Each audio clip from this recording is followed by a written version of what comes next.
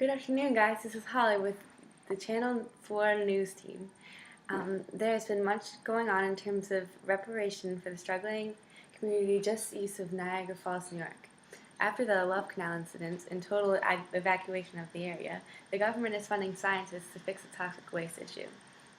The small working class community has been on a path for disaster ever since the 1890s, when William T. Love had a vision to take a 3-block tract of land on the eastern edge of Niagara Falls, New York, and turn it into a dream community, and thus creating one of the most detrimental and appalling environmental problems of all time, as well as the cruel irony that is Love Canal. Love started this community with a trench that he believed would link the Niagara River to Lake Ontario. He thought if he could divert the flow of the water before it hit the falls, then the town would be supplied with power. By 1910, when the plan showed no signs that it would be successful, Love gave up his dream, and then in 1920, the ditch was used as a toxic waste site by the Hooker Chemical Company. What happened next is unreal.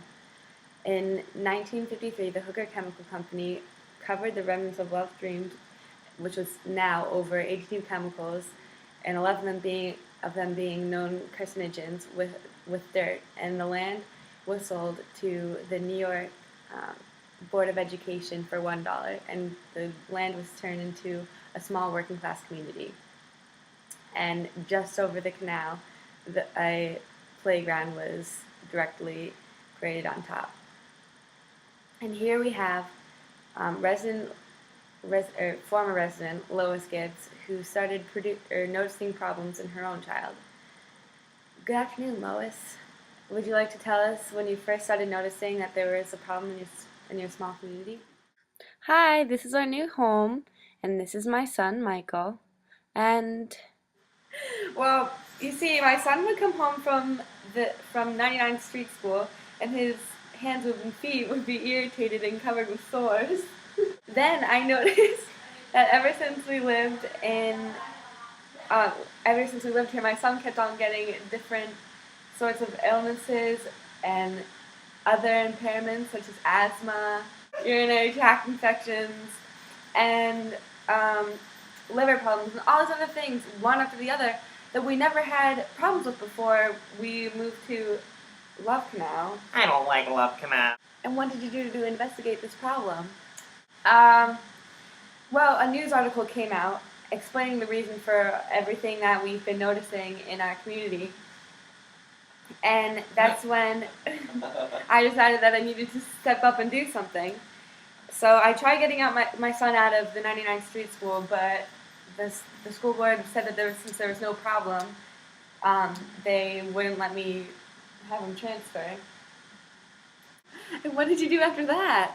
So I began warning the neighborhood and the people who lived around me about the article I read, and asked if they wanted to join me in my protest against the school board and the town.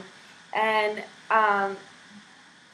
but once I began these rallies and stuff, it was too late. Why is that? Because by that time, when there was a lot of rainfall, the precipitation caused the Love Canal explosion, and many people's basements were flooded with the chemicals, and a lot of people were noticing the problems and destruction that was coming from the canal. Now we will take a look at the actual scene of the event with my co-host, Ron Burgundy.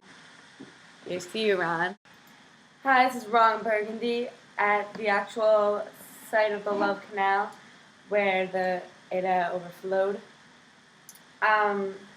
What Lois said was completely correct.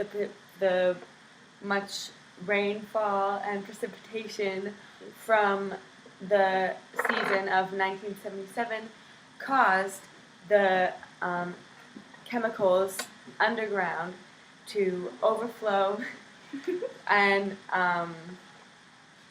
basically annihilate the town.